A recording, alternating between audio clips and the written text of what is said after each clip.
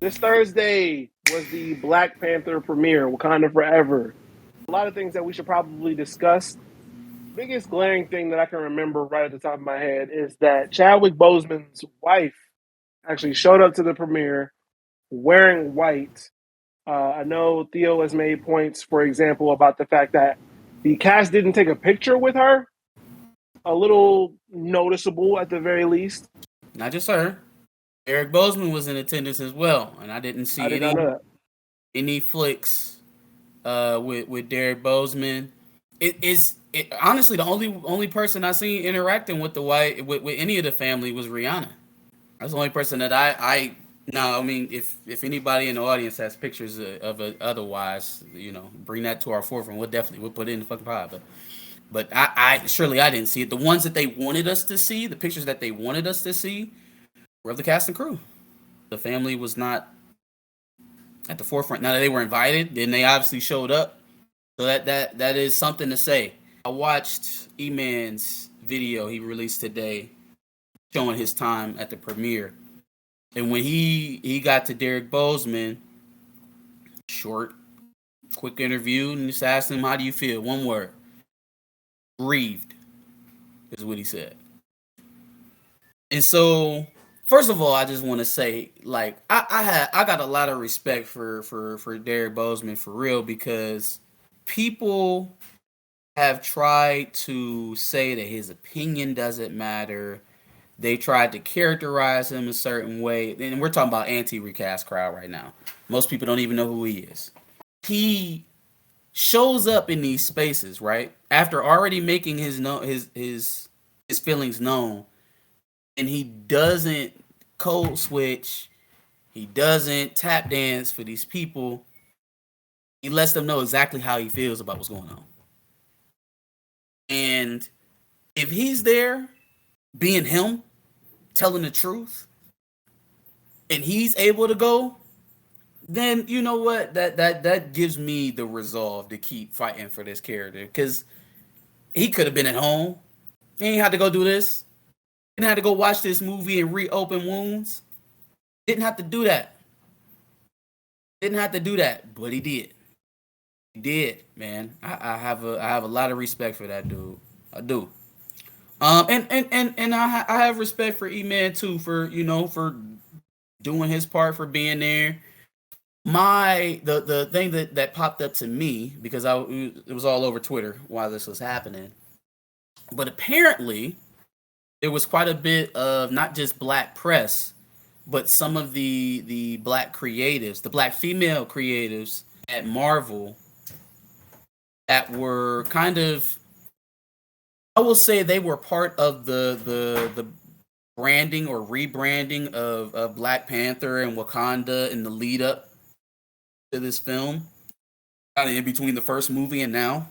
Some writers that I didn't necessarily like or agree with, but they weren't invited.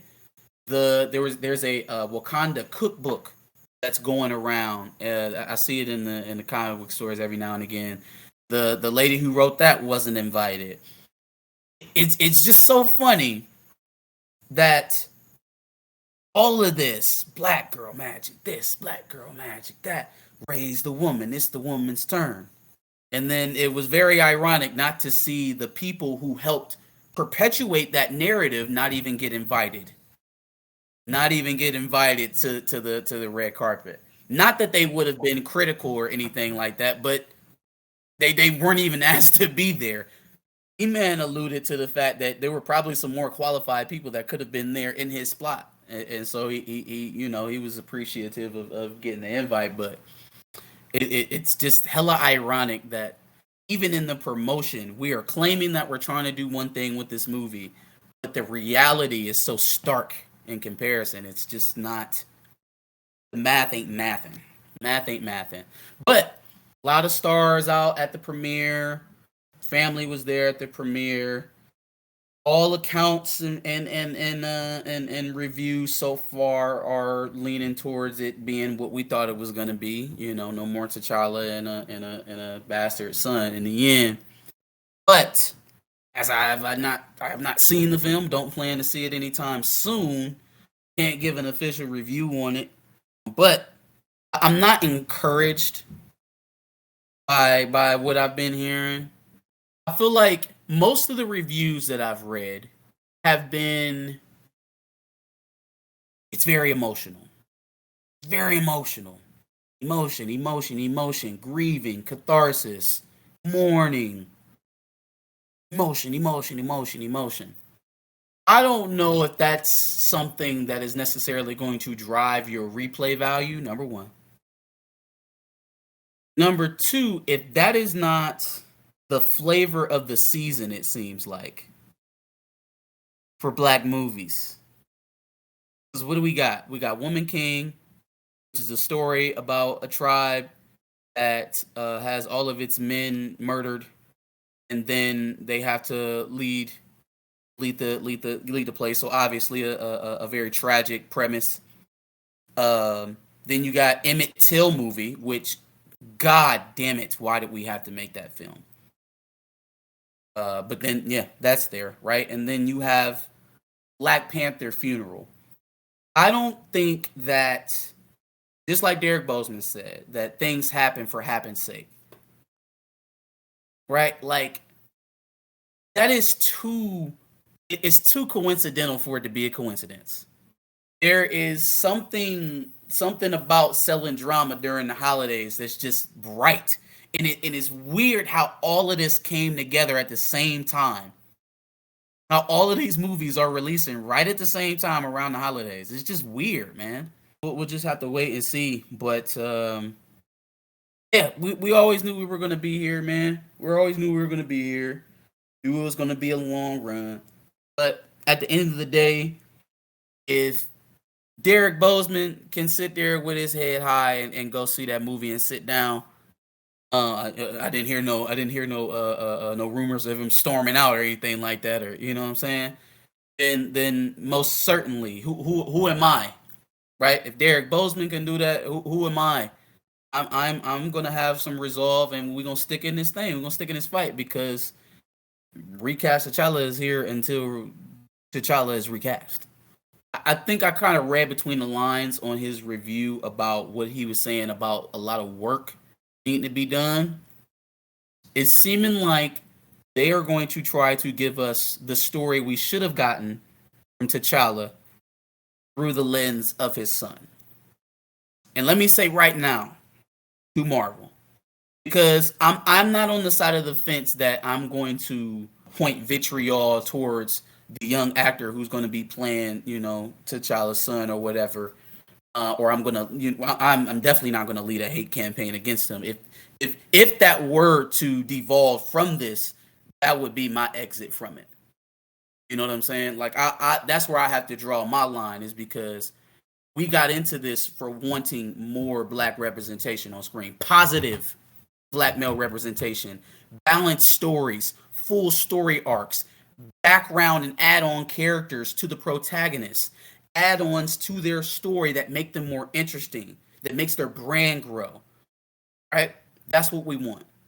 That's what we got into this for. T'Challa was the biggest one. That's why we're fighting to get him back.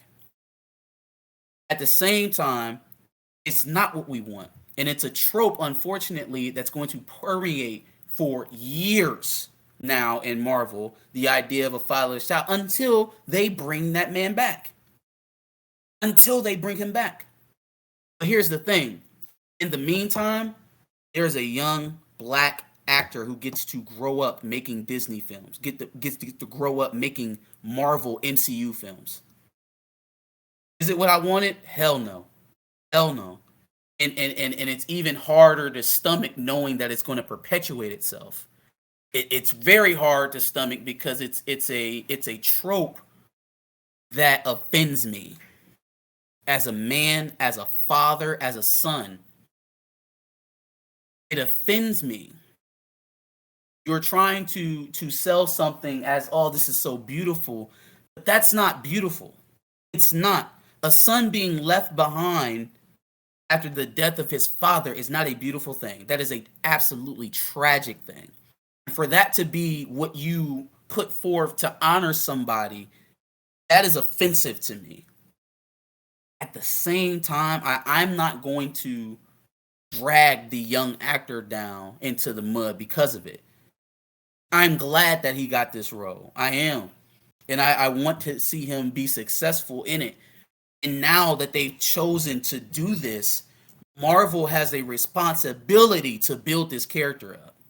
They have a responsibility to build this character up and to make him the dynamo that his father was supposed to be. Because anything less than that, oh my goodness, oh my God. Can you imagine they introduced this kid? Because we were saying this on the stream. I would have been out if they'd have introduced him and aged him up in the same movie. I'd have been out because now not only did we lose one legacy, we lose two. Not only did we not get to see one maturation of a black man in the MCU, we missed out on two. This does provide an opportunity to see what it is that we wanted to see out of the Black Panther franchise. I do not think that the Shuri slide is permanent. I don't think it was ever meant to be permanent. I don't think that it's going to be the most profitable route for them. I do not think that the movie's going to hit $1 billion. Could be wrong, but I don't believe so. Yeah, a lot of bad news. As far as the young actor is concerned, cautious optimism. But if we're here saying that we want more positive black representation on screen, giving a role to a black child in the MCU that they're able to grow in and play for years is not a bad thing. It's just unfortunate that they had to do it off the heels of a dead father. More than on top of that, it seemed like a lot of people were saying that, any kind of actor that they get to play T'Challa is going to face some sort of backlash. And then now, but everybody's okay with them putting a child into that role, right? I just think that's weird. Yeah. Well, because it was never real. It was never a real excuse. It was mental gymnastics. There's no consistency in the way that you deal out these rules, and it becomes very apparent when something like this happens. Let us know what you thought about the pageantry and all the marketing. I've seen some of the extended trailers and things like that. What do you think? How do you think the film's going to perform? What do you think the audience scores are going to be? Because we've gotten glowing critic reviews from Thunder, from Thor: Love and Thunder, from Eternals. Eternals was supposed to be the best MCU movie ever. So, critic reviews are one thing. So for you, some of you that were getting, distraught and a little down reading all the critic reviews, pump your brakes a little bit. Pump your brakes, because critic reviews are one thing, and then audience score is another. There aren't too many Marvel movies that got, bashed before they actually world premiere, or before they premiered to the general public. So it's usually a good thing. But tell us what you thought. Make sure you like, share, and subscribe, and then come back next week for more content. Absolutely, and make sure you check out our Recast T'Challa playlist, which is full of videos. It's about any kind of news about Black Panther, Wakanda Forever, and just the Recast T'Challa movement as a whole. And make sure you subscribe, because we will be talking a lot more about more news as it comes forward.